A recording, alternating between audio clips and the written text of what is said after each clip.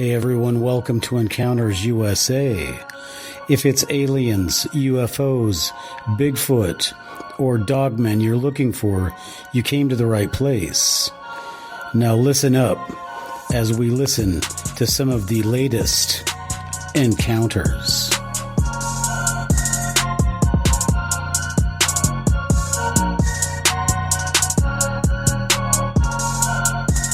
Hello everyone, welcome to a special Encounters USA.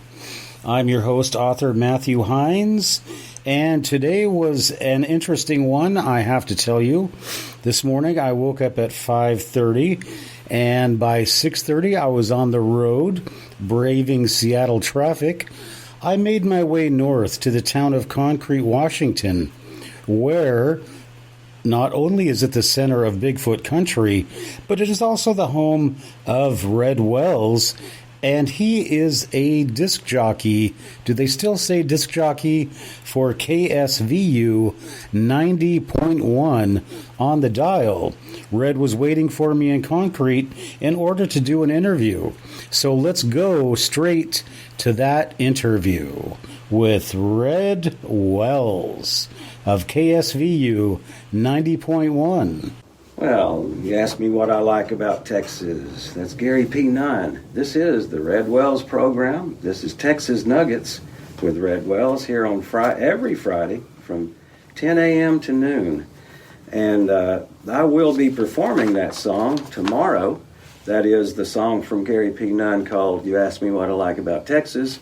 But that's not the important part. Here's the cool part, guys. We're going to have Marcia Kester. Yes, Marcia Kester, the one and only Patsy Cline tribute lady. She will be at the KSVU benefit concert featuring Marcia Kester at the Birds View Brewery. Now, in case you're not from this area, but you're passing through, let me give that address. That is at 38302 State Route 20 at Concrete, Washington. Actually, well, I guess they call it Concrete. The Birds View is halfway between here and there. All right, so that's Saturday, tomorrow, September 14th, 6 to 8 p.m. for Marcia. I'll start the warm-up act at 3 o'clock. And there will be a cover charge because the whole point of this thing is for the radio. We've been having some issues and having funding things that are coming up and several things to where you'll be able to participate. But this is a good chance to bring the family out. It is a family place, family programming. And so bring them on out. There'll be a $5 cover beginning at 3 p.m. Also, though, you'll be registered for a 50-50 raffle. There'll be souvenir T-shirts and so much fun. A good time will be had by all. So this is Red Wells today. I have a guest in the studio, is Matthew Hines. Now, I met Matthew a couple of weeks ago, but what I got to thinking about this morning is we want to emphasize in the Concrete Herald, there is a section, a little insert called Disaster Preparedness Guide 2019 for the Upper Skagit Valley region. And I noticed, though, there was nothing in there at all about who or what you're supposed to do if you sight a Bigfoot, a Sasquatch out there in the woods. And to me, I think that would be sort of an emergency. It wouldn't be a disaster except for my laundry, of course, which I would immediately discard. But I perused through there and I scanned, and there was no information about that. Now, interestingly enough, I have a guest in the studio today, and he is Matthew Hines, pronounced just like the ketchup, spelled a little different. And I want to introduce Matthew by saying that I met him at the Sasquatch conference a couple of weeks ago, and we are both interested in a lot of the same topics and a lot of the same points of view. And so I will introduce you now, Matthew Hines. Go ahead. Tell us what you're all about and how you came to be. All right, Red. Well, thank you very much for having me on the show today. It's a real honor. And I'd really just like to say hello to all the people out in the Skagit Valley and wherever you're listening to Red's show. Yeah, we want to talk today about Bigfoot, and the reason that we know each other, Red, is because we saw each other at the Marble Mount Bigfoot Festival. And I'm just not being from this area. You're going to be playing tomorrow, and I just wonder, is this all you guys do out here, is have festivals and parties? Oh, that's a big part of it, bro. Believe me. You know, it makes up for our salary that, by the way, I'm going to ask for double in my salary really soon. But, you know, there's a lot of divas involved, and so we just figured we couldn't pay each person, you know, $500,000 a year like they do on the big stations. So instead, we get to party all we want. All right. Well, I'm sure that kind of evens out in the end, because from what I've seen, you got a lot of pretty ladies out here, and it just seems like I do a lot of camping out at Baker Lake, actually, and we do some of our investigations, which we'll be talking about soon. But yeah, if I had my druthers, I think I'd take the concrete area over Hollywood any day. Well, you know, there's so much talent here in the Skagit Valley, music, art, otherwise, and so many well-read and informed people. I met you at Marble Mount. Excuse me for interrupting your thought, but there is an update from Marble Mount. This just in. They are closing the Marble Mount Zoo. You know? Oh, no. What happened? Well, the chicken died and the goat's looking pretty bad, so they're just going to give it up. Oh, no.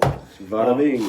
Yeah. No, but seriously about Marble Mount, there's a really, really good news that we will give from the Skagit Valley Herald, an article about they're not tearing down Bear Mountain. But that's just a little side note. All right, so now I met you out there. You're doing, you have a website and a program. Tell us about how we can get in touch with you. Well, I'm going to tell you all that stuff. But first of all, Red, I can't let this opportunity go.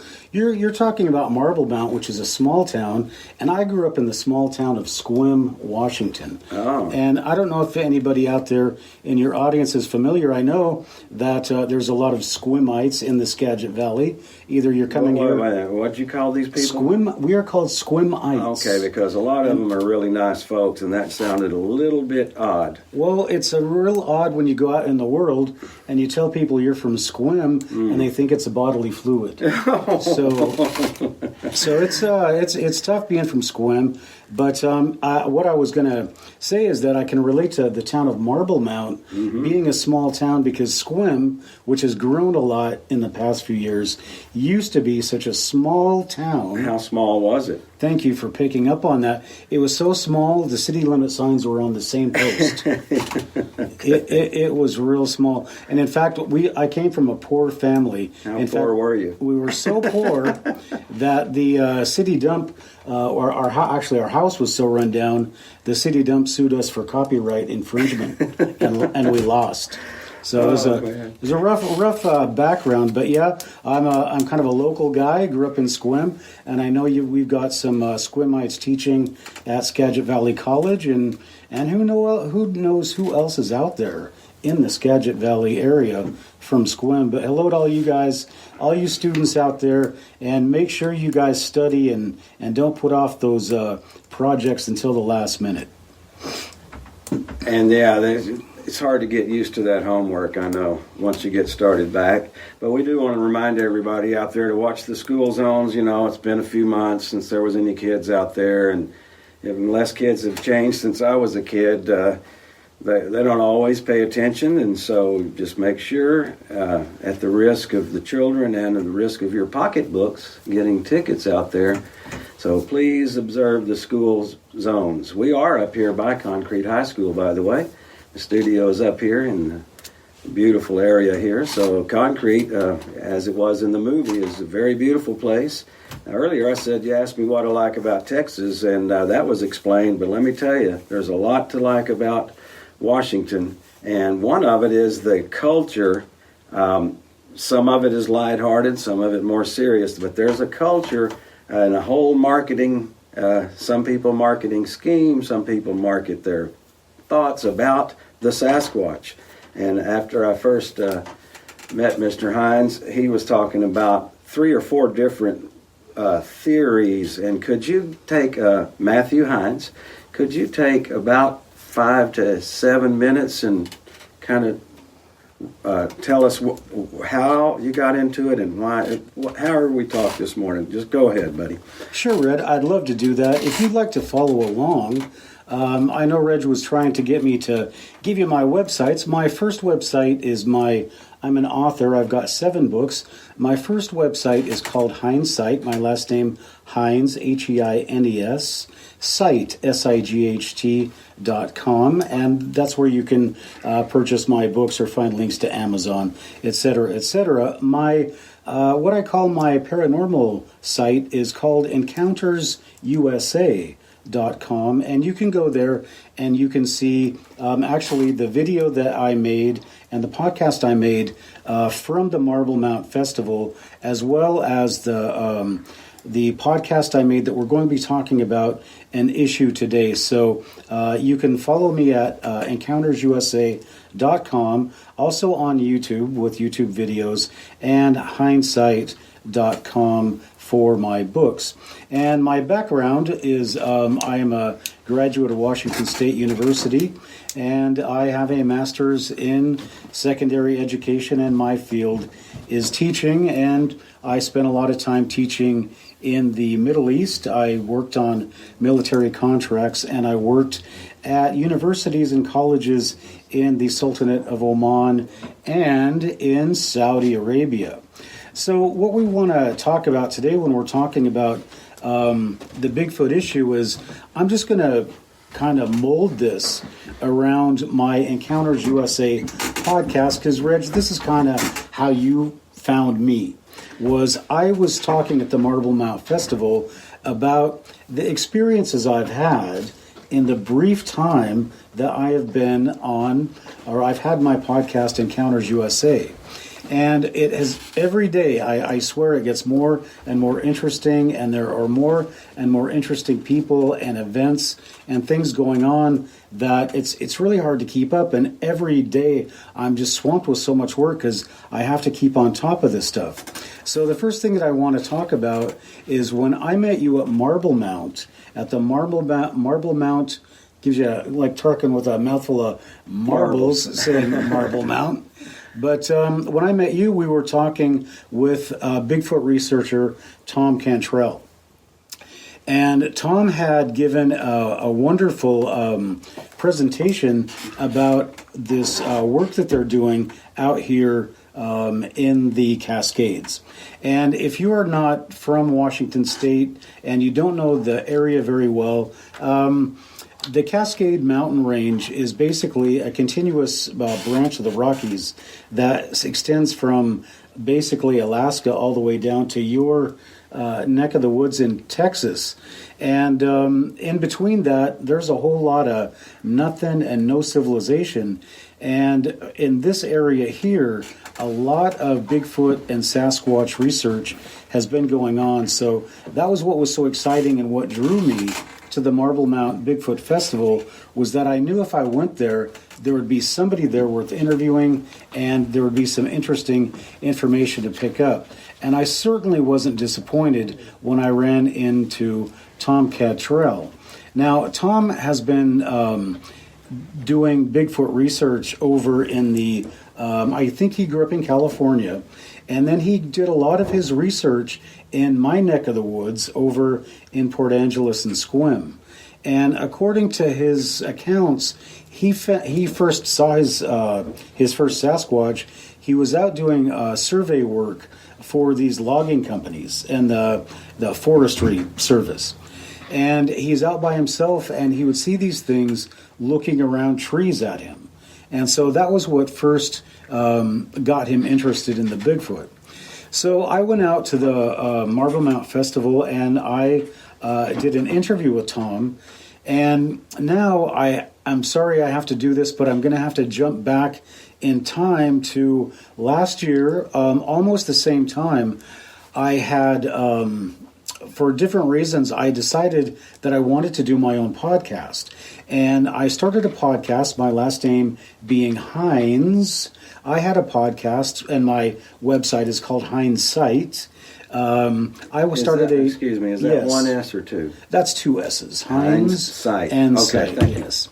And so I started a podcast called Books in Hindsight because I wanted to promote other authors. And the first author that I found that I thought would be interesting, and I interviewed a lot of great authors.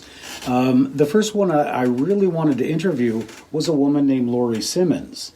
And she is a Bigfoot researcher and an author that's written about her experiences out here in the Marble, or not here in the Marble Mount area, but out in the Marble Mount area. So to make a long story short, I spent almost a year looking for Lori. I sent messages on Facebook, anything that had Lori Simmons on it. I sent a message, would you please do my podcast? I wanted to talk to her about her books and about her experiences out here, but I could never find her. And then it just happened to be dumb luck, I guess.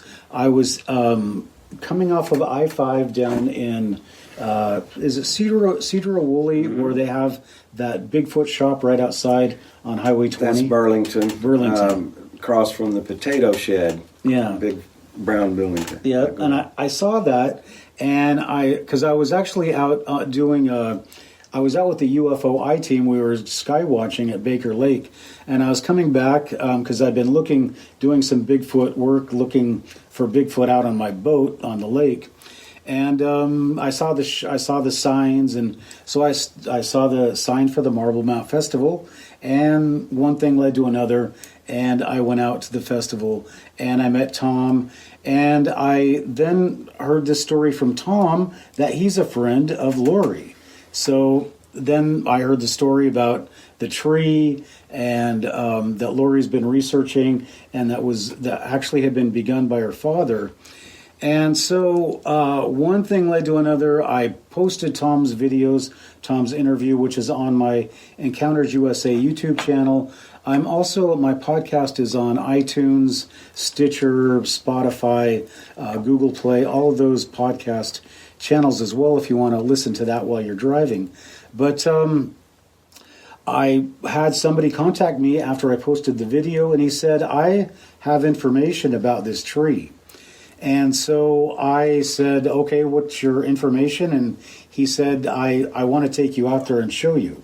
So this guy took you out to a tree. Then where is this located again? Yeah, I'm not going to tell you because I don't want to have the Bigfoot Mafia coming out after me. And this is, let me explain one of the things that I've learned. And Red, I promise I'm going to explain a lot of things to you that I didn't know about. We have way up till noon for you to just go back and forth to how you came to be. And I am speaking, by the way, with Matthew Hines, world-renowned researcher of paranormal events on Encounters USA. So, Matthew, go ahead. I'm sorry.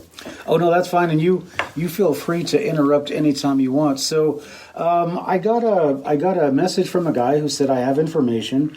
And to make a long story short, I was going to tell you this. Mm-hmm. One thing that I have learned of the many, and I'm going to tell you as many as I can recall, because we are talking about being safe out in the woods. Of course. And you not only have to be safe from Bigfoot, sometimes you need to be safe from the Bigfoot community as well. So one thing that you don't want to do is you don't want to go out and be messing around in somebody else's area, in somebody else's research like a good area. fishing hole. Yeah, that's a big no-no. And so another thing that's a big no-no is telling people where this research area is. And the reason for that is obvious, is that in some cases, depending on the level of contact, if you have somebody that's habituating a Bigfoot, that is making contact and they have a relationship, and you're a stranger and you go out there and you try to interrupt that relationship, you don't know how that's going to go. You don't have a relationship with that thing, and that thing might be expecting you to behave in a certain way, and when you disappoint it, it might have a negative attitude towards you, and who knows what that could result in. So, rule number one. I know that these guys that go out there with beef jerky and they try to give it to Bigfoot and then they take it back and tease him with it. I would say that would be unwise.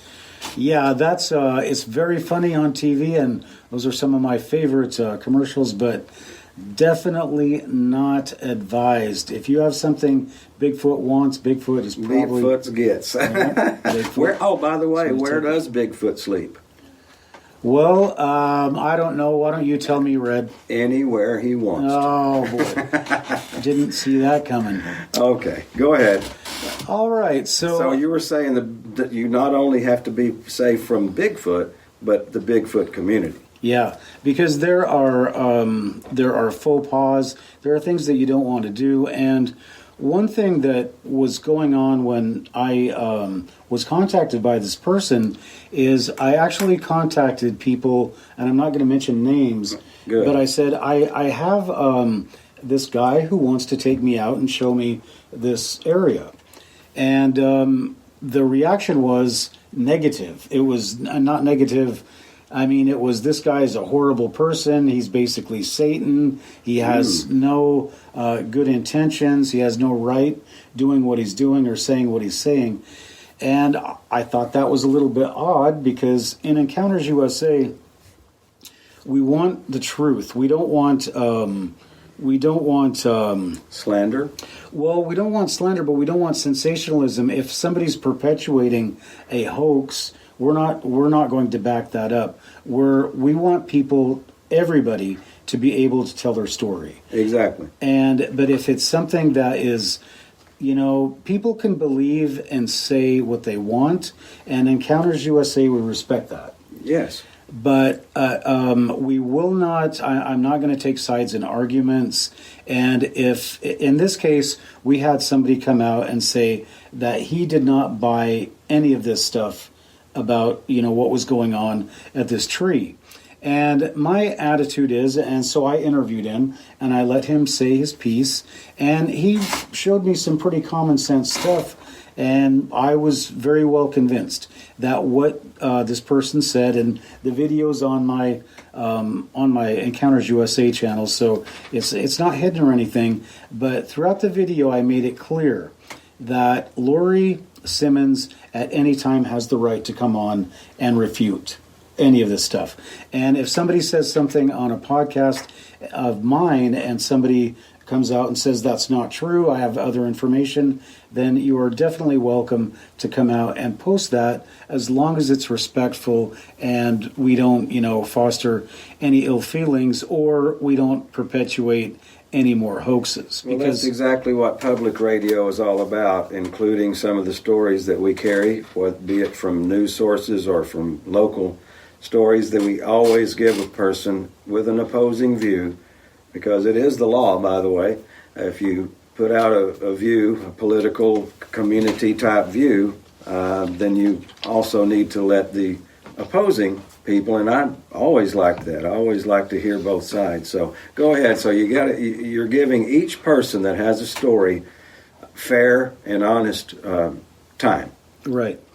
And funny thing is that I've interviewed a lot of very well-respected people in the, I guess we say, the Bigfoot community. I mean, they're not actually Bigfoots, but the people who research Bigfoot. And once I interviewed this gentleman, I have all of these people on my Facebook account, and I got, I've been blacklisted. I've been shunned. Oh, no. And so I'm talking to my wife. I'm going, well, maybe we're going to, because we do UFOs Bigfoot and Dogman, and I'm telling my wife, maybe we're just going to be UFOs and Dogman, and we can talk about Dogman in a little while. But I'm just telling my wife, I don't know if this is going to work out. And then last night, out of the blue, I get an invite on Facebook from Lori Simmons. Wow. Now, Lori Simmons, to remind the audience, is the lady that that's her sacred area, the tree. That's and correct. she felt like it was being invaded by other people that shouldn't be there. Right. Okay, so now this original Lori Simmons, who you were not able to get a hold of for a year or more, has responded on Facebook. What did she say to you? Well, I was very surprised. I thought that she might be angry, and I was pleasantly surprised to find that she gave me some advice for going out to that site. She told me about the scientific researchers that have gone out there and that have verified the tree and what it supposedly does, and basically said, yeah, it's this is what it is, and was very nice about the whole thing. And I just told her that going back to that rule, I have no interest in going out to that site, because she said, well, take apples and do this and do that in order to have a experience, I guess. And it's not my site. I just told her I'm not going back out there. I have no interest in going back out there. All I ever wanted to do was to interview Lori Simmons Now she's there. about this tree. So hopefully I can get her. I can get her on my podcast, and we can get things ironed out with the Bigfoot community. But I'm telling you, I have in the few months that I have been on this, doing Encounters USA, I've run into really strange things, and you were kind of touching on the fact that there's a personality issue. So you want to talk about that a little bit? Well, the personality of Bigfoot, you mean? Well, I mean with these researchers, because you have. Oh, okay. Well, I guess personality is not the best word. It's more characteristic, physical properties. well, they the people that I've known and seen. This is very new to me as well. All my life, I've been kind of a Bigfoot fan. Just kind of liked the idea of it, and just took it lightly and all. And this is a very ingrained into the culture up here, just like the chupacabra in South Texas and the goat man out of Lake Worth, things like that. There are people, too many people, that have seen the same thing. And so something is out there. Now, I one time saw something hairy and big that was too tall to be a wolf, and they say no bears in that part of Texas, and I don't know what it was, but people see these type of things, and Well, when you told me about that, Red, and my first inclination was, as we do Dogman as well, my first inclination was, because I've heard these stories from that area and all through the South, and what these things do, these dogmen, is they will run across the road, and then people stop to say, what was that? Mm-hmm. And then they'll come and drag them out of the car and eat them. And other people, and it's called the Dogman. There's a great podcast, and it's not Sasquatch Encounters, or not the Sasquatch, I think it's Dogman Encounters. Okay. But it's with Vic, I can't think of his name right now, getting older. But it's with a guy named Vic, I can't think of his name, but he's talked to a lot of people who say that they... I'll tell you about one encounter or one experience that happened in the 80s that is the most famous. But what they do is they come to your house and they'll knock on your door. Okay. And then they'll wait above your porch. And when you come out, there's nobody there. They'll actually grab you. Tell me there's not a bag that's on fire. No, I started that, actually. I am the originator of the crap bag, flaming crap bag. But they will actually, according to the stories, they will grab you by the neck and eat you. Now, like a wolf man, but it's a dog man? Yeah, it's a 6 foot, not 6 foot, about 7 to 9 foot tall bodybuilder, physique, has dog legs. It has raccoon-like hands that are claws, and it has teeth, and it has basically all these same properties that Bigfoot has. And the reason that I'm saying that is because, or talking about this is because we're not sure what you saw. But there are a lot of encounters down there about these things crossing the road, and then, but people find cars just abandoned. Where'd the guy go? And the houses are empty, the front door's open, and the people are gone. So the one encounter that I want to talk about, if I have a minute or two, is that fine? Why don't we take a short break? Okay. I want to hear your Dogman story as much as anyone, and I have a Dogman fear story that I can relate of my own. This is Red Wells. You're listening to Texas Nuggets with Red Wells.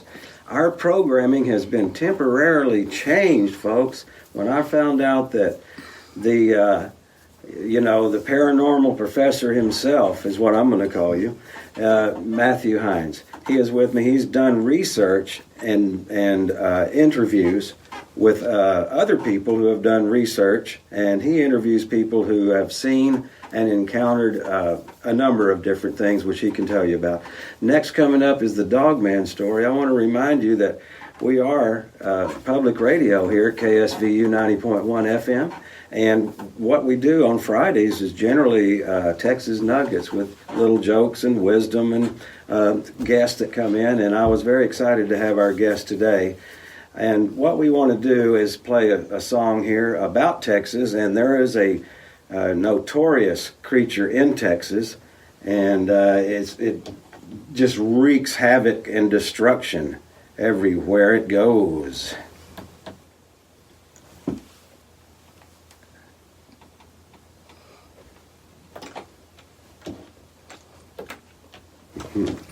Okay. Is that your goat, man? All right. There goes that one again. Okay, I'm having problems with the iTunes as usual. That happens almost all the time.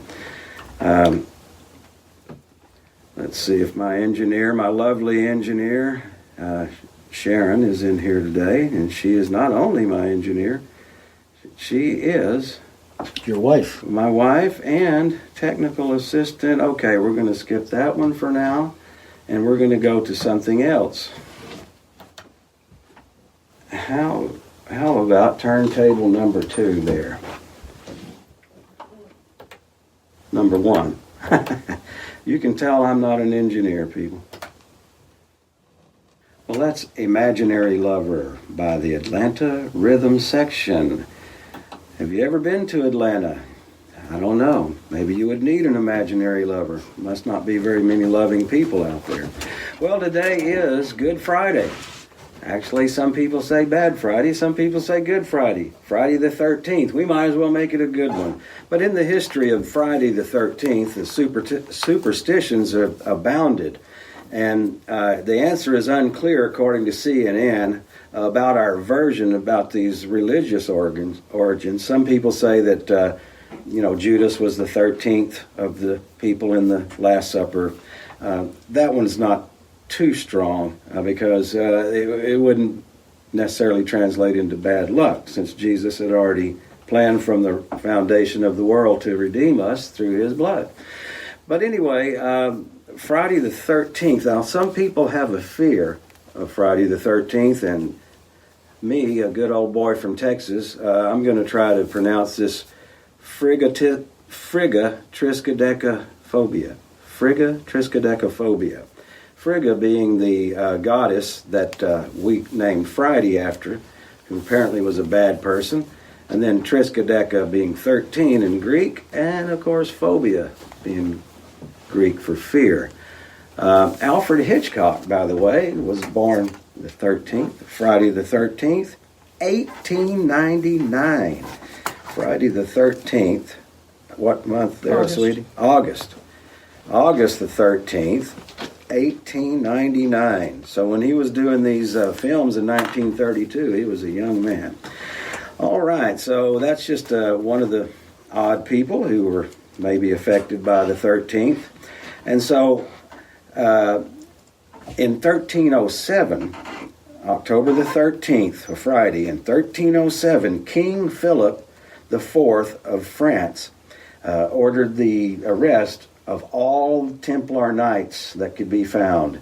The Templar Knights felt like it was their duty to not only protect the Holy Land from the Muslims, but also to protect their way of life and their religion. And France was against that, and so thousands were slaughtered and tortured. And so they said, okay, so Black Friday it was often called.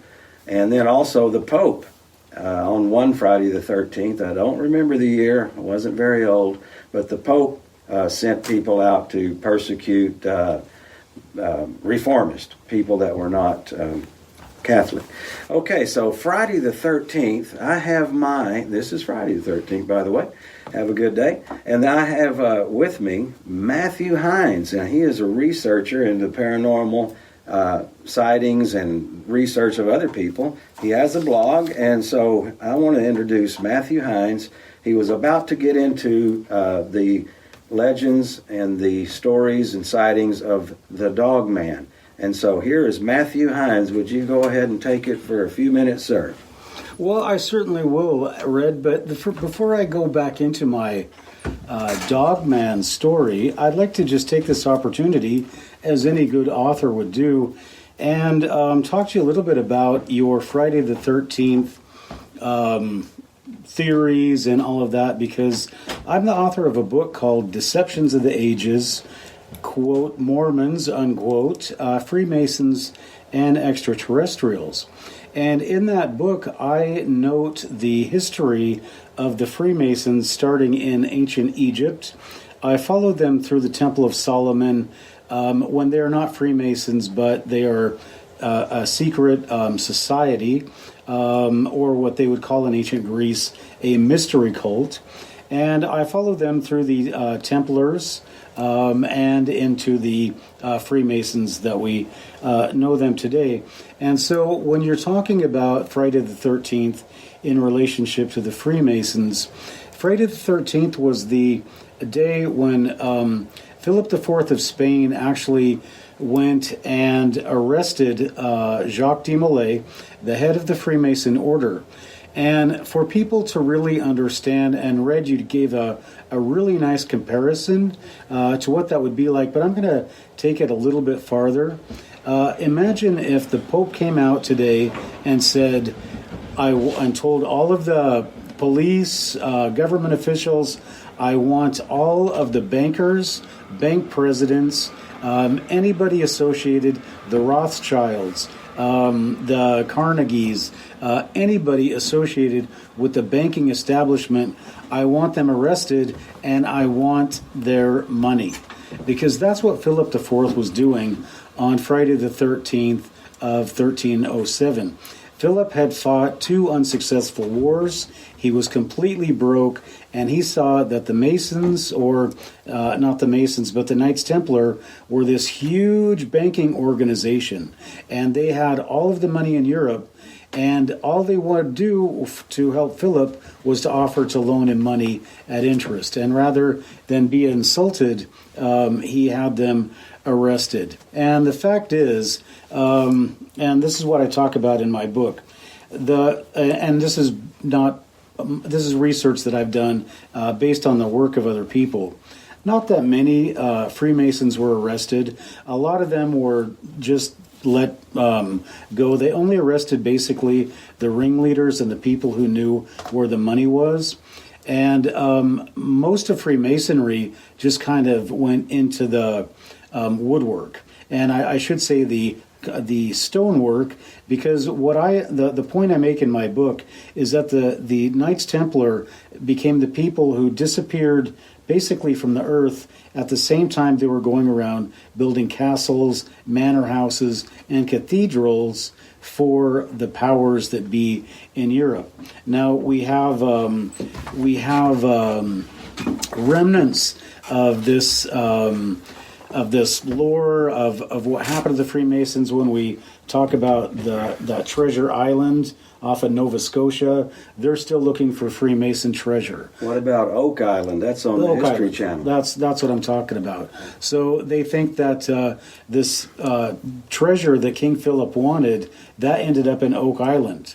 And I've done, I talked at the Marble Mount Mystery Bigfoot Conference about the Freemasons, and I will close this off by using a quote in my book, and this quote is from the last Indiana Jones movie. And in that movie, at the end of the movie, they find this extraterrestrial like hideout, whatever, and they find all their treasures. And somebody makes I think it's Indiana Jones, makes the point that knowledge is their treasure. And that is the treasure the Freemasons are hiding.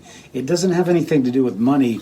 It has everything to do with knowledge. Knowledge about extraterrestrials, knowledge about Bigfoot, knowledge about Dogman, knowledge about everything. But are things that the Freemasons keep locked up because they feel that it is their prerogative, it's their area. And when you look at the UFO cover-up, when you look at the people who are involved, Hohenkotler, Twining, Vandevar Bush, all of those people to a T were Freemasons. Oh, okay. Everybody associated. And I make the point in my book, and my book is 500 pages, because I the name of the book again is Deceptions of the Ages, Mormons, Freemasons, and Extraterrestrials. Okay. And the point I make in my book is that there is, and I kind of lost my train of thought here. That's okay. But the point that I make in my book is that there is knowledge that Mormons have that people don't know, and the reason they have it and people don't know it is because that people have been told that Mormons are crazy, like the alien people and the Bigfoot people. So my point in all this is that the Freemasons know there are aliens. Okay. Mormons know there are aliens. There are, specifically in my book, I talk about how Joseph Smith had a friend who he told that we know there are alien or there are lawgivers and other races that are not of this earth. And also in Mormon scriptures, there is the saying that we have that God or Jesus created worlds without number. Yes, so, world without end. Yeah, world without end. Amen. And actually, it's ours is worlds without number. And I don't want to get into a religious thing, but anyway, Mormons have always believed, and Freemasons have always believed that there are these extraterrestrials, whatever. What they are, who they are, is anybody's guess, and I don't want to get into it. But anybody who pretends to confess beliefs in these things, as we know, gets the royal treatment from the media, the Freemasons, etc. So that is just kind of a little sidetrack into one of my books. But my interest in extraterrestrials has lasted. I mean, it started when I was very young, and I've always been very interested in the subject. And it was only later when I started looking into the Politis thing, that the missing people thing, that maybe it's more than UFOs. Maybe there's a relationship with these Bigfoot that we don't know about. And when you saw me at the Marble Mount Conference, I was making the point that in 1973, there is a ridge that runs through Pennsylvania and Indiana that in 1973 had just an explosion of UFO and Bigfoot activity. In 1975, I believe Close Encounters came out, and that was Spielberg. Then Lucas came out with Star Wars. The Close Encounters things was based on these things that happen around Kecksburg, and and Star Wars has Bigfoot. We have Chewbacca, a Bigfoot flying around in a spaceship. Mm-hmm. So why do these Freemasons, Spielberg and Lucas, have no fear? And remember, I also talked about Bigfoot being on the $6 Million Man. So why do these Hollywood types, these big-time Freemasons, why do they not get ridiculed for bringing up Bigfoot and aliens and Dogman? Well, they have lots of money, for one thing, and lots of followers and lots of fans, I would say. Right. Well, and the fact that I think that that their Freemasons has something to do with it. And the one thing that I forgot to mention before I leave this little track is that a Freemason takes a vow to never disclose what happens between them and other Freemasons. And that has to do with Freemason knowledge, Freemason things that they're doing, things that they're up to. And if you disclose any information, you agree that they can cut your throat, and they will bury you at low tide, at low tide mark, whatever, in the sea. And basically, after your grisly death, nobody will see your body again. So that's my kind of my connection to the Friday the 13th. If you wanted to talk about that, and Deceptions of the Ages, Mormons, Freemasons, and Extraterrestrials is available at hindsight.com and Amazon, etc. That's hindsight with 2 S's.com. And we're going to take a break pretty soon. I wanted to ask you if you knew about the Illuminati and the all-seeing eye that's on the back of our $1 bill, and that the fact that George Washington was also a Freemason. So maybe, I don't know if you know anything about that, but if you do, we'll come back in the next hour and talk about that. So this is Texas Nuggets with Red Wells, and we are going to, well, I was going to say, first of all, when I said thousands were arrested and tortured, that came from the Da Vinci Code, Dan Brown. Yep. So that's where I got my, quote, facts from, was I saw that movie. A very entertaining movie and very weird in lots of ways, but anyway, so that's why I remember that bloody event, that I could see a picture in my mind. That was that movie. And sometimes movies are, exaggerated there to give us a little bit of excitement, a little bit more than just a political move, so to speak. So this whole hour has gone so fast. I'm speaking with Matthew Hines, and he is a researcher into paranormal activities of all kinds, and he has some information right before the top of the hour. Matthew, would you give us how we can get your program and books and things? Yeah, you can go to encountersusa.com. I have links to all of my videos and podcasts on that website. You can also go to Encounters USA on any podcast station you listen to. And if you want to buy one of my books, go to hindsight.com. That's HEINSSIGHT.com. Okay, well, this is KSVU, Hamilton Concrete, 90.1 FM, and we are speaking today with a in-studio guest, Matthew Hines. We will be right back after this brief musical interlude.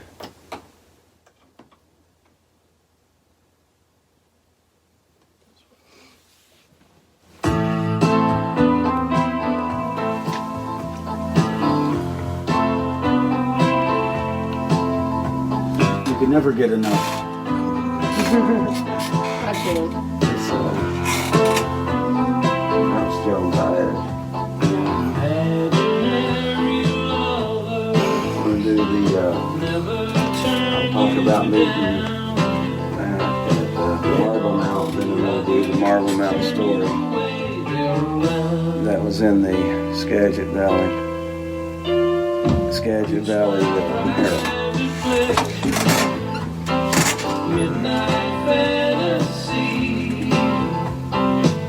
Going good so far?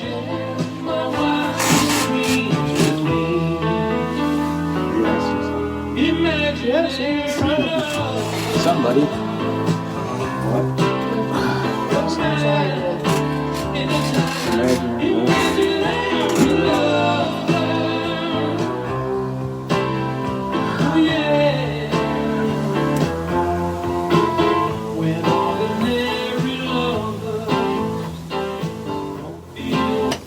Hello, everybody. This is Red Wells. This is Texas Nuggets on your community radio, KSVU 90.1 FM, Hamilton Concrete. I have with me today a renowned author and researcher into paranormal, and Matthew Hines.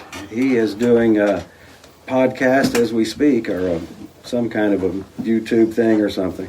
Anyway, he's recording this and videoing it, and you'll be able to get that.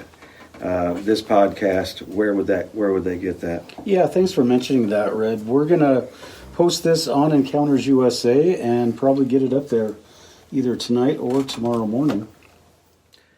Okay, now I met Matt at the Sasquatch conference. It wasn't really a festival as much as a conference. And that was in Marble Mount. So I do have a breaking story, not breaking, but a few days old, from Marble Mount.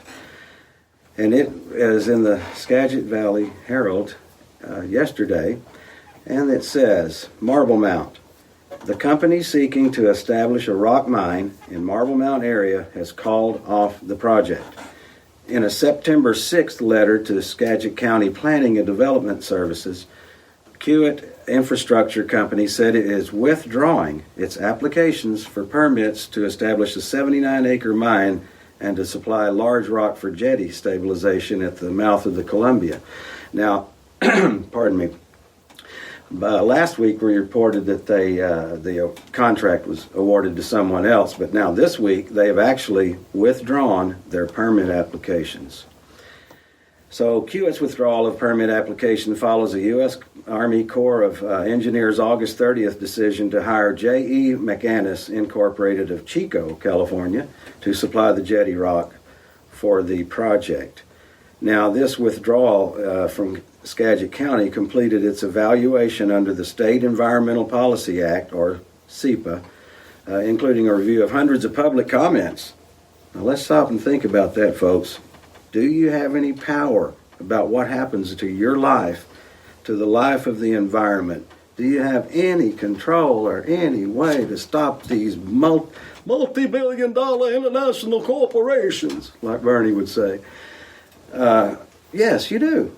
We had a public event where there was fundraising going on. There was all kind of auctions. We raised a lot of money. We hired lawyers. When I say we, I was involved, as a contributor at least to the auction, and my wife was on the board of the Skagit River, whatever it's called, Alliance. Sorry, and we actually influenced this. These people were not going to do any environmental impacts. They weren't going to do any other kind of studies other than, hey, give us a 100-year lease and we're going to tear down Bear Mountain.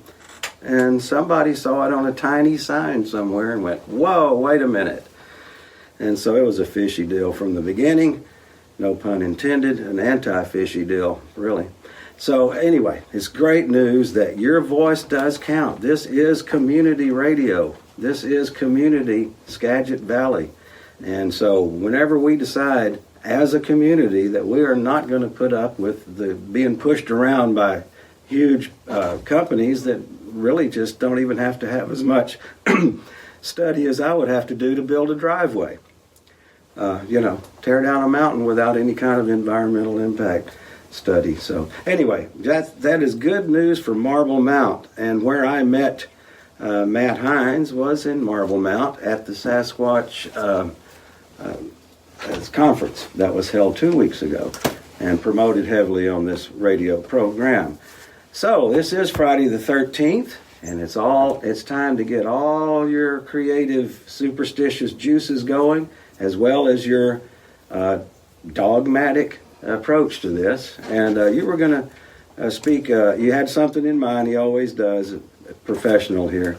So thank you for being on my program, Matt, and go ahead and take the next 6-7 minutes to kind of go into your next phase of your stories here.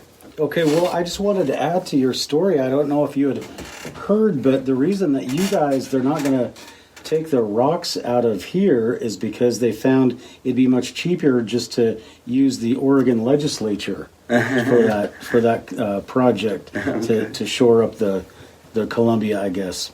Lots of hard heads in that area.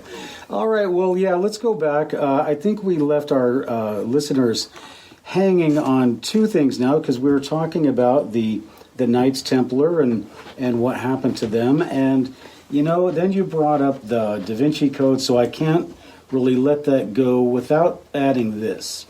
And that is that in the Da Vinci Code, I really think that they're trying to push, because remember they talked about how Jesus had a family and he had royal blood, and they became the Merovingian dynasty in France, and basically I think that somewhere along the line is that somebody hates Jesus and they don't want Jesus to be a savior, they don't want him to be God, and so we see it in Hollywood, and we see in a lot of different places in our culture that they try to just to take away the divinity of Jesus and all that, and they are doing things politically to make that happen as well. But that was the big message I got from the movie, was that why are they trying to push this idea of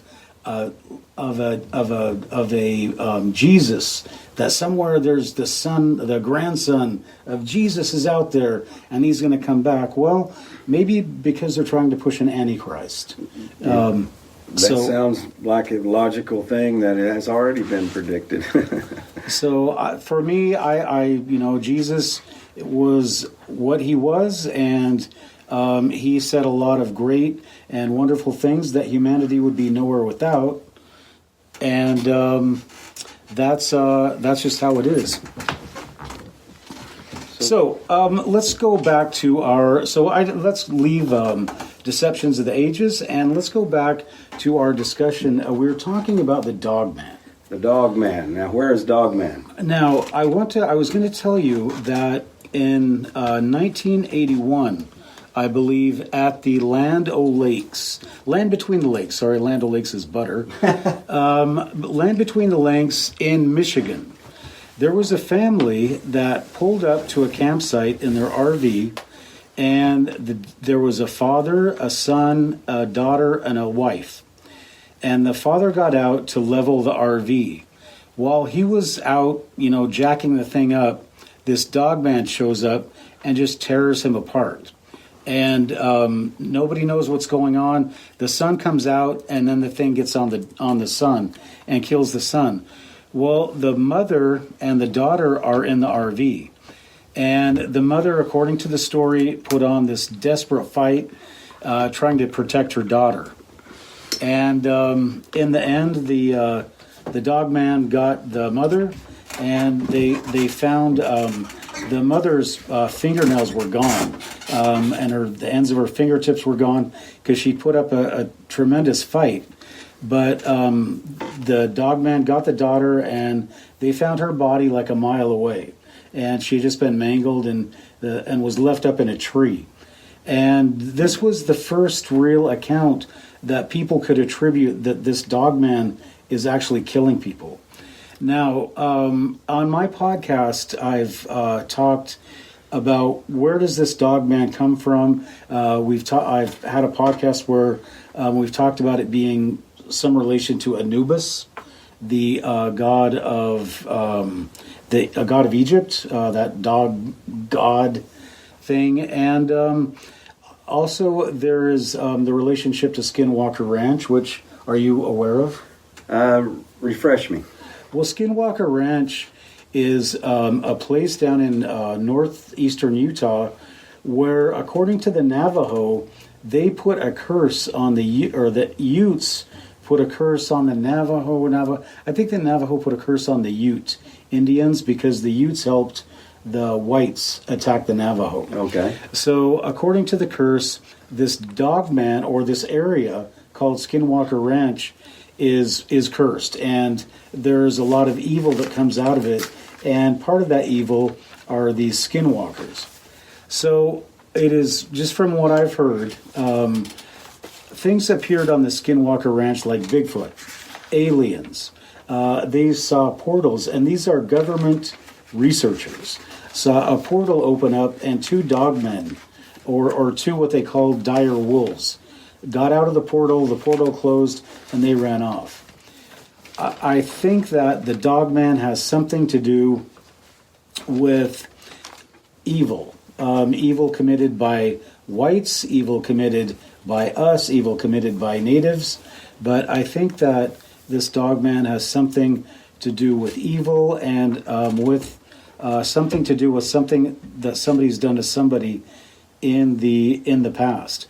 But what I do notice as I listen to these podcasts and I listen to these people tell their stories, there seems to be more and more of these, like every year. What about, why wouldn't it just be a wolf man instead of a dog man? That's a great question, and I'm glad you brought it up, because right now I'm going to throw in here, it's not a dog. People describe it as a wolf.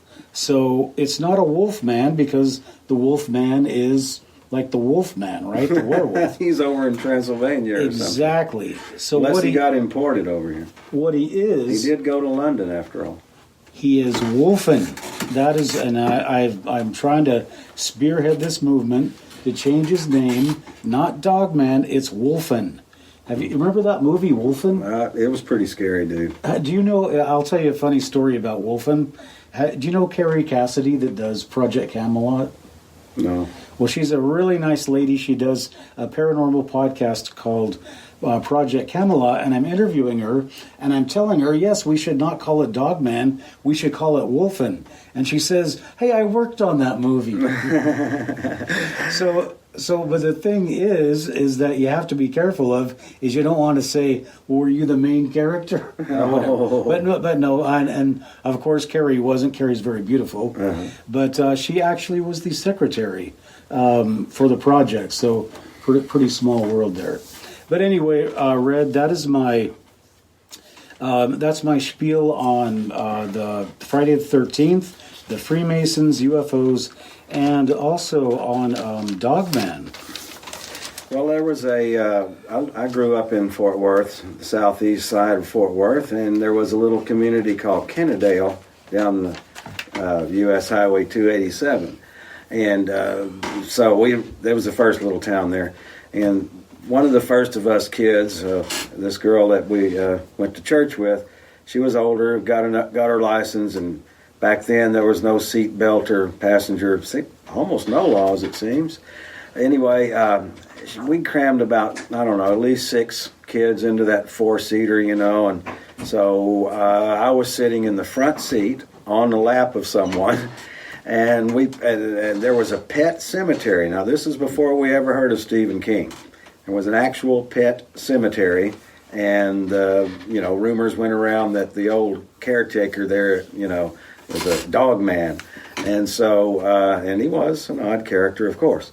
But so we're in this 6 or 7, I don't know how many kids are in this car, and I'm in the lap, front seat, and the girl pulls up. I pop the door open and step out.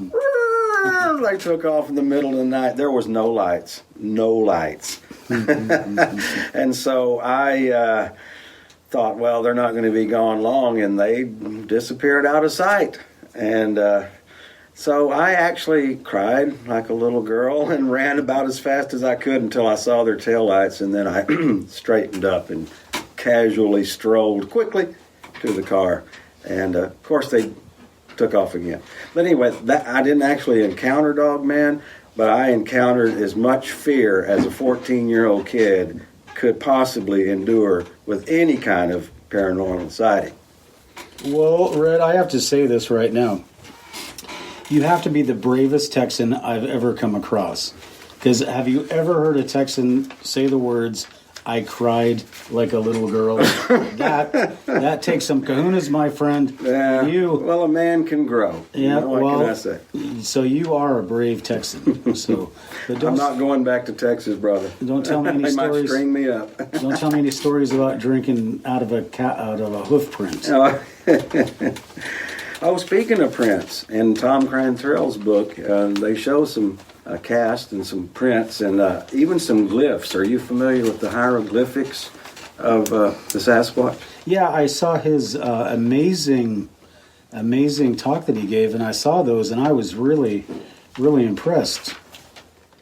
Yes, you're listening to KSVU 90.1. This is Red Wells. We're on every Friday from 10 to noon. It's very unusual for us to have a researcher of this renown to be with us today, and normally we're doing silly little things and some radio shtick and some music and jokes and some call-ins, and we have some things, wisdom or whoppers. We have segment horse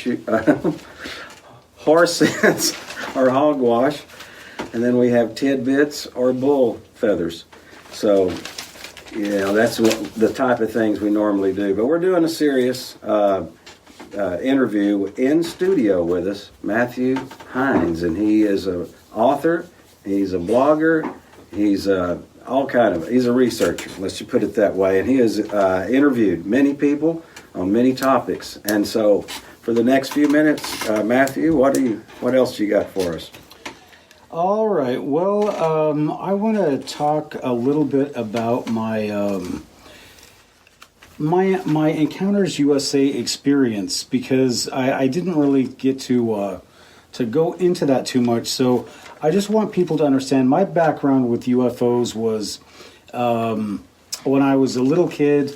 I got very interested in them because I kind of had what I thought might have been an encounter with aliens, whatever, but I've never seen really a UFO, per se. I've never seen a Bigfoot, but what I started finding out when I started doing my podcast was actually, and this started when I started doing my Books in Hindsight podcast, I started interviewing some very, very interesting people. One of those people I interviewed was a remote viewer named Ed Dames. Now, Red, do you know who Ed Dames is? Not offhand, sir. Okay, Ed is the Army's he was the head of the Army's remote viewing project. And if you saw The Men Who Stare at Goats, he was Kevin Spacey. Oh, okay. So, big time remote viewer for the Army. And so I had him on a podcast one time, and I happened to ask him, well, what about Bigfoot? And he says, well, Bigfoot's not from here. And that was just so fascinating to me, that here's this remote viewer from the Army. He can remote view Mars and secret Soviet submarine bases and your bathroom if he wants to. But he tells me that Bigfoot's not from here. So that kind of opens it up to, well, he must be from some other place, which brings in the UFO question. So right away, I really got interested in the paranormal subject, and I was interviewing all kinds of different authors. I interviewed ex-West Point and Annapolis cadets. I interviewed business leaders. I interviewed famous authors. But it was the UFO and the paranormal people that really sparked my attention, and also sparked the attention of viewers and listeners. So one thing that really got me interested was, have you ever heard of ESETI Ranch? Yes. Great. Now we have some common ground. All right. So I interviewed James Gilliland of ESETI Ranch, and having grown up in Sequim, I had never heard that there were UFOs flying into Mount Adams. So I had the chance to interview James, and he gave me so much information about all of these different kinds of the Anunnakis, and you've got your Lyrians, the cat people, and it was really just fascinating stuff. So the more I started doing these paranormal podcasts, and I also interviewed a woman who worked for Wright-Patterson Air Force Base, and she had some amazing UFO encounters as well. But anyway, the point in all this is that, as you said, I was the I'm a paranormal professor. Well, it's not because I'm trying to learn this stuff. It's that I'm fascinated by it, and I keep interviewing these people that have so much amazing information. So first thing you want to do, if you're interested in these topics, look at my podcast, because we do all of them: Bigfoot, aliens, and Dogman. And we've had a real variety of guests that have a lot of very interesting information. But Ed Dames, the remote viewer, really got me going on this paranormal part. And so at one point, I was just getting so tired of doing this book review kind of podcast, I just switched over and completely did Encounters USA. So as I told you before, I learned that the Bigfoot people are very cautious about. Some believe that Bigfoot is an alien. Some believe Bigfoot is an animal, and you can't bring those two together without having a fight break out. Oh yeah. And another thing that I was ready for was that I knew that UFO people and Bigfoot people don't get along, right? Oh, I didn't know that. Yeah, it's true. It's crazy. And if you one thing that highlights it is if you ever see the movie Encounter or Close Encounters. Yes, I did many times. Yeah. Well, they're having a conference with these people that have seen the UFOs. And so the people are talking, well, what is this? What is this? And in the middle of the conference, the guy gets up and says, well, I saw Bigfoot, and then it just erupts into a big fight. Oh, my goodness. It erupts into a big fight. So that thing has been there. That was in the 70s, but there's always been this animosity towards between the two groups. Very interesting phenomenon. And but from what I found out is that there are the people who don't like each other because some people say Bigfoot is an animal and it's just an ape. Then other people say no, Bigfoot is something we don't understand and possibly has something to do with UFOs. And that's where I tend to lean. And the reason I say this is it's not because I'm crazy. It's because I've seen evidence. And when you saw me at Marble Mount, I was giving a talk about the question of do you believe about Bigfoot? And it's not, and this is the point I'm trying to make, it's not a religious question. Bigfoot is or Bigfoot isn't. Mm-hmm. It's a question of science. And you either prove Bigfoot exists or you don't. And so I think we're gonna spend a little bit of time talking about the Melba Ketchum study, yes, which is fascinating in that people don't even know about it. But my point in all of this is that I think that you have a group of people who are doing Bigfoot research, and it's more of a Disneyland. It's more of it's a psychic. I've got psychic connections to Bigfoot. Okay. And Bigfoot is telling me things. Well, these things can't be verified. They can't be tested. Right. And there's no science in that. And so these people are in direct conflict with people like me, probably like you. We want to see the physical evidence before we start to say crazy things. So it's those two camps, but then there's also a camp that people don't really understand or realize.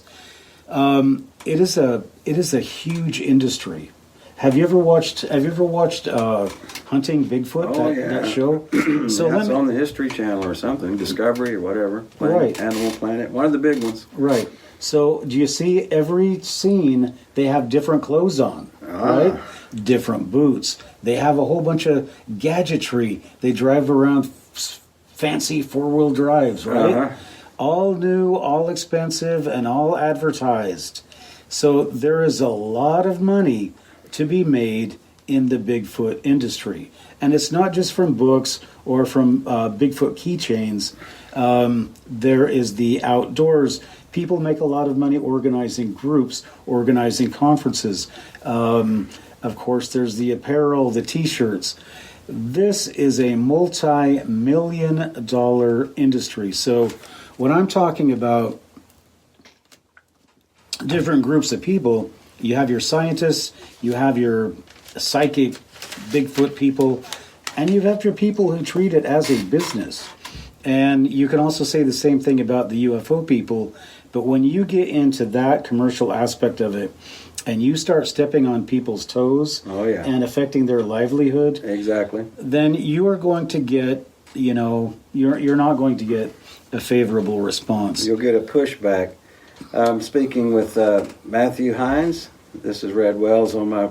Normally we have a different program, 10 to 12, but I'm fascinated with who I call the professor of phenomena, and that is Matthew Hines. So go ahead, Matthew. You were talking about the different aspects of research versus psychic phenomena versus these other things, and my point of view, Matthew, is a year and a half ago, the New York Times released a lot of previously secret documents from the military where they are just simply admitting, yes, there are things that we followed out there that we don't know what they are. And I mean, they were, these papers were released to the New York Times. We're not talking about, the Inquirer. So there is actual scientific radar type evidence of psychic phenomena, or let's just say extraterrestrial. Yeah. And I was watching one of these programs that said there is one book, a historical literary book, that gives more sightings and more evidence of extraterrestrials than any other book. And then they went to a commercial, and I'm thinking, what book is that? The Bible. And they came back and said the Bible. Yeah. So many thousands of times it mentions things coming from the sky. The Egyptians, in their hieroglyphics, they'll have 5 or 6 guys with the makeup and the weird shaped hands. They're walking like an Egyptian. And then they'll show a guy with some helmet on his head and a bunch of tubes coming out. Mm-hmm. And then there is actual, in the museums, this precious biblical art of the Virgin Mary being in a window. I'm sure you've seen that one. There's Virgin Mary in a window. This is a real painting in the museum. And way up in the sky, this light is coming down, which is representative of the Holy Spirit, except it's coming from this star-shaped, weird-looking thing in the sky. Mm-hmm. And so even way back then, they realized this is not the only world. Right. And I have no evidence of any kind other than to say, just if you take the basic structure of an atom, the nucleus, and then the protons circling around it, there is way, way, way more space than there are units of energy. And if you put a basketball out in the middle of a town of concrete, the nearest proton flipping around it would be hundreds of miles, if not thousands of miles away, if that represented the size of a nucleus. You understand what I'm saying? So there's more space in this desk than there is actual particles of energy. Yeah. So to say that there's only 3, 4, 5 dimensions, whatever, is just completely ridiculous. And considering the size of our universe, considering the size of our solar system and hundreds of billions of solar systems within galaxies of hundreds of billions of galaxies, how could one tiny little speck of dust be the only thing out there? Mm-hmm. Now that's where I come from. I have no evidence of anything else other than to say it would be totally arrogant and ridiculous to think we are the only things in this universe. So go ahead and I hate to interrupt your train there, but no, you actually got me into 2 other things, and we're going to have to go back to my book Deceptions. But when you're talking about the Bible, yes, that's one of the points of my book, is that the Bible is full of extraterrestrial encounters, from Sodom and Gomorrah to the children of Israel wandering in the desert. I mean, you can't tell me that a guy leaving a UFO encounter covered, his face is burnt red from radiation. That's not a UFO encounter. And if you know what I'm talking about, that's what happened to Moses when he went to the Mount Sinai. Yeah, the Shekinah glory was so bright that it burned his face there. And just to throw this in there, Red, I had not a UFO encounter, but I was in the military. I was in the 82nd Airborne, and when I was in Egypt, we were in the Sinai Desert, and I have the only UN document that shows there was a UFO encounter that was encountered by our unit. And I'm surprised that nobody's made a big deal of this, but I did a podcast on it about the Dogman. And I think that was the one I did where I show this magazine. It's a UN publication that talks about this UFO encounter they had in the Sinai Desert when I was there. So, Egypt has a very long history of UFOs, and as I was talking about earlier, that's the source of these mystery cults, which later became Freemason lodges. So it's all very interesting stuff, but I think we've got about half an hour, and I'd really like to get into what I was talking about earlier, and what I wanted to talk about was the Melba Ketchum issue a little bit. And I know I've talked about that a lot lately, but I know there's a lot of people that don't understand that Bigfoot was found, that they did find, they didn't find DNA Bigfoot or Bigfoot DNA, but they did find DNA that they can't match to anything, and that it supposedly came from Bigfoot. And everything would have been fine until the people doing the testing said, or that were submitting the results said, we're looking for Bigfoot. So do you want to talk a little bit about the Melba Ketchum study? Yes, and DNA, science, that kind of thing. But you had earlier said a half an hour. At about 10 till, we're going to have to phase over. And Rick is going to come in here with some bluegrass. Rick is already in here, and I'm sure he's chomping at the bit. But this is so interesting that you could actually either call in. I know it's a long way for you to go. But anytime, brother, I'd love to hear from you. So we're talking with Matthew Hines. We're going to give him another few minutes before we have a little pause in the action. But go ahead and tell us about this DNA researcher, Melba Ketchum. All right. The first thing I'm going to say is what I said before. I was living in the Middle East from 2001 to 2013, so I didn't know anything about this stuff. And I just found out about it when I started doing my podcast. And I was completely shocked. So that being said, Melba Ketchum in 2006 began collecting DNA samples, and one of the first people to submit a sample was David Paulides of the Missing 411 fame. And David Paulides submitted these samples and said, I think he told Miss Ketchum that these are Bigfoot, have them tested. And so what they started doing was they sent the word out that we're trying to collect DNA samples, skin, hair, and blood. And skin, hair, and blood. So they sent them out, and they started collecting these samples. And they sent out, I think they collected 100 samples or something, but they sent out to 12 different labs. And when the lab started giving back the results, they started coming back with things like, did you find a new species? What is this? What did you submit? And what they're so concerned about is that we have, in our cells, we have two kinds of DNA. We have what's called mitochondrial DNA, which is from our mothers. Yeah. So, and that's what they test our lineage from. And then we also have our nuclear DNA, which is us, which is, my DNA, your DNA, whatever. So what they found is that mitochondrial DNA is a human female. It's not an ape, it's not a Bigfoot, it's a human female. So explain that. The next thing they found out is they compared the DNA to the Human Genome Project. So all of the human variations, Cro-Magnon, whatever, they compared to all the known DNA that they have, and there was no match. No match anywhere that they knew of. Right. So what does this say? It says Mama is a human being, and Daddy is something we don't even know. We have no record of. We don't know what it is. It's not in the fossil record. So what is it?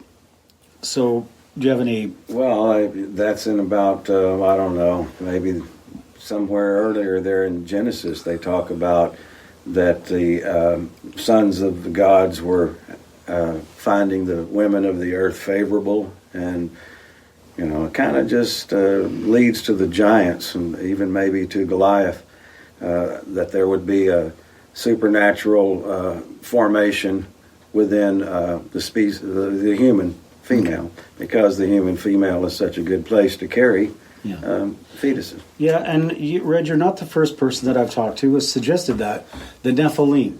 Nephilim. Yeah. And I talked to a researcher named Scott Carpenter, who's down in the Great Smoky Mountain. He's working out of the Smoky Mountain National Park, and he's run into Bigfoot and Dogman. And he also has the same conjecture about the Nephilim. And I just have to caution people that, there's not really any evidence for that. So, as I said, I'm just looking for evidence. I mean, we're always looking for suspects. Yes. And the Nephilim is a suspect, right? Because sons of man, etc. But I'm going to throw this at you.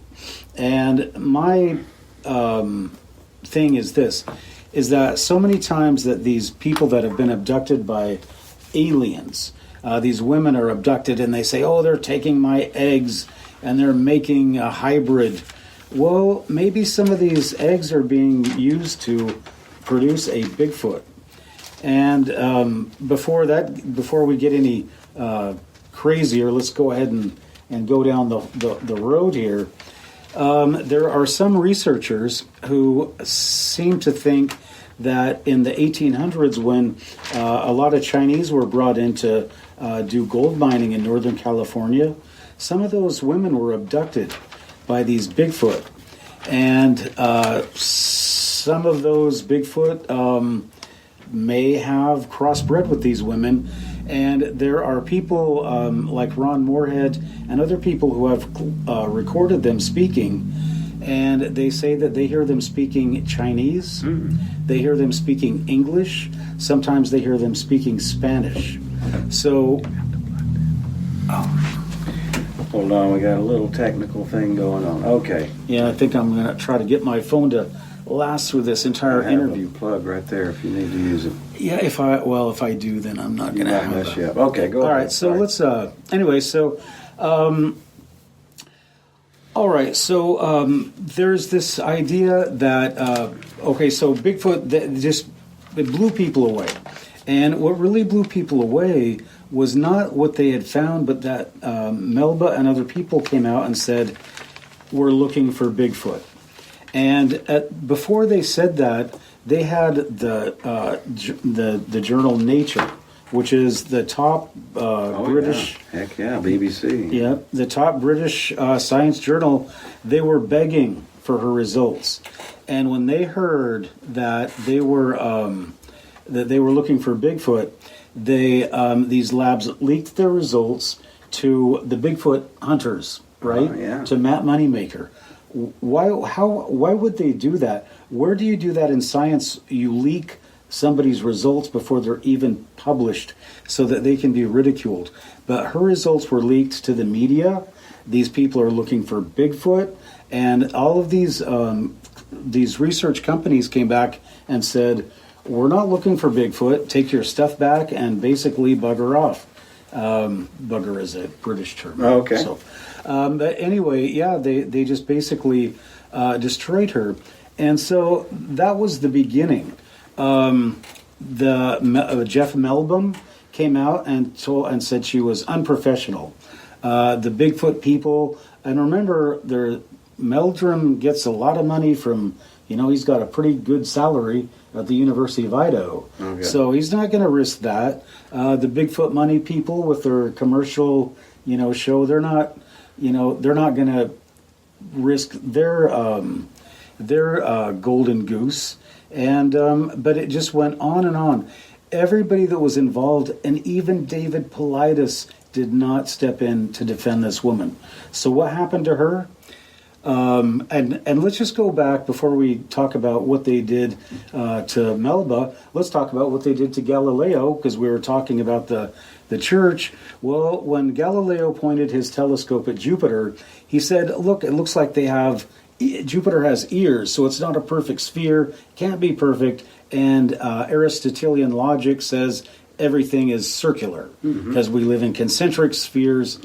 So he blew away the scientific community, and the Catholic Church said, Galileo, fine, you can do anything you want with that telescope, you can't publish and don't tell anybody. Well, what did he do? He said, screw you, and he went and published, and he told people. And so they excommunicated him until 1977. So what did they tell Melba? They said, don't publish and don't tell anybody. Okay. And she did. So what happened to Melba? Melba was a DNA researcher. So if there was a case involving the police in Texas and they needed DNA animal tested, Melba was the one they went to. Not anymore. No Bigfoot researcher is going to be testing court case DNA. So she lost that gig. She basically lost her business. Nobody would talk to her. And all of this happened in 2012. And one of the things that when I started talking to her, I just started talking to her on Facebook. She was so terrified that she said, I will not do a podcast. Not after what they did to me. She said, I'll have my friend do it, but I won't do a podcast. So let me just make this clear. Only thing this woman was saying is that she felt like there may be a species that had been undiscovered because this DNA was like nothing else on Earth. That's what she found, and for telling that, they twisted it around to think that she was insane or whatever. Well, not only that, and let me point out, Melba's evidence is accepted today as credible. But what they did is everybody came out and said, no, it's Bigfoot DNA, we're not chasing Bigfoot or aliens, whatever, and they totally just made fun of her. Now, why did they do that? And the reason for that is, and I think this is a kind of a good way to tie this off, is it all centers around this expression, no credible evidence. You've had lots of people that have had objects taken out of their skin from aliens, from alien implants. You've had burns, you've had scars in the ground, you've had all kinds of things that people have found that say that there are UFOs. Of course, there's footage, etc., etc. But no, there's no credible evidence. And it's the same thing. All of this DNA evidence, they had stuff on film. They do have stuff on film. They have the DNA. They have the evidence from the labs. But it all came out no credible evidence. No matter how credible it was, they just had to say it's not credible. No credible evidence. And then it's not credible. So what happens? And this goes across the Bigfoot, the alien, and even the Dogman question, is that these things are most likely real. It's not a question of belief, it's a question of science. They either exist or they don't. But the government is always going to have some guy with a PhD that gets a lot of money to come out and say, no credible evidence.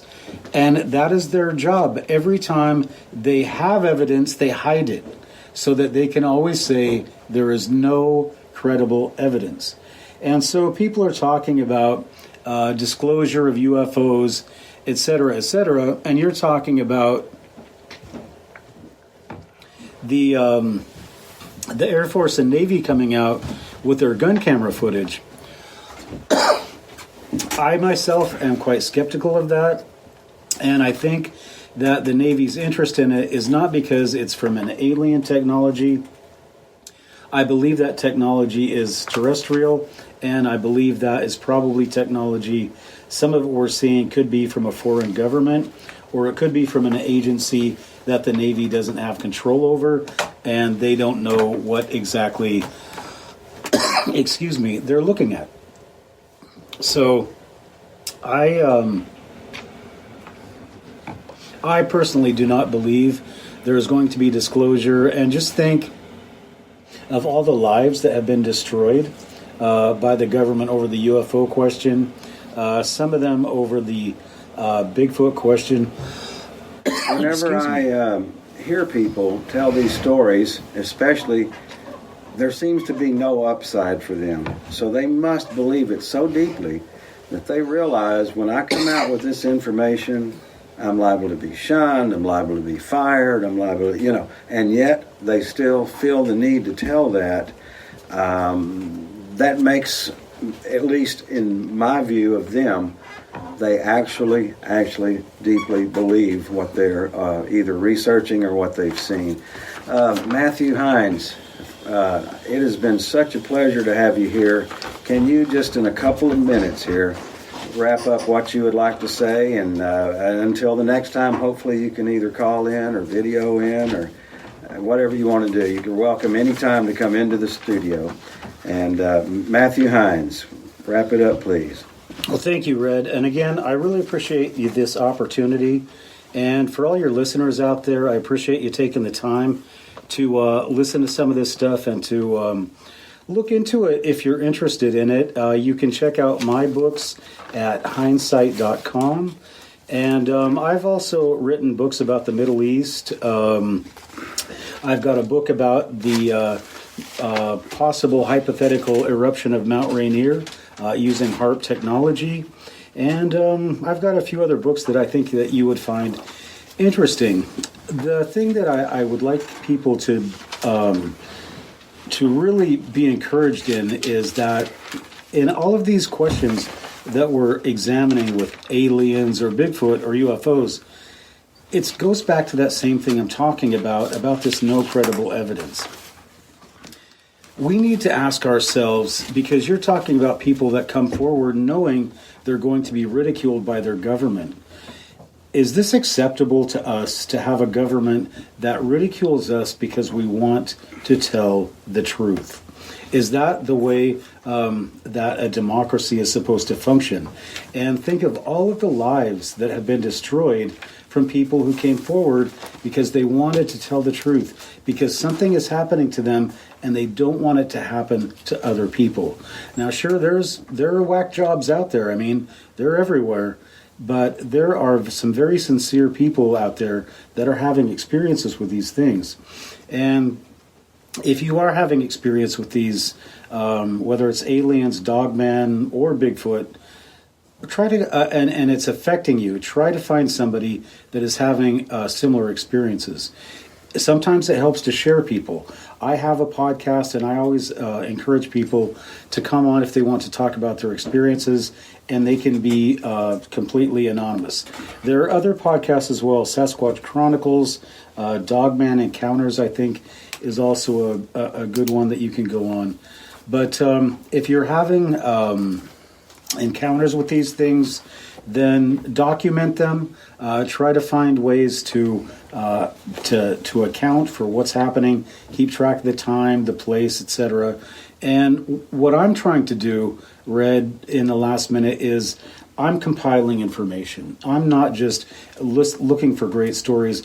I'm looking for characteristics. I'm looking for geographic locations.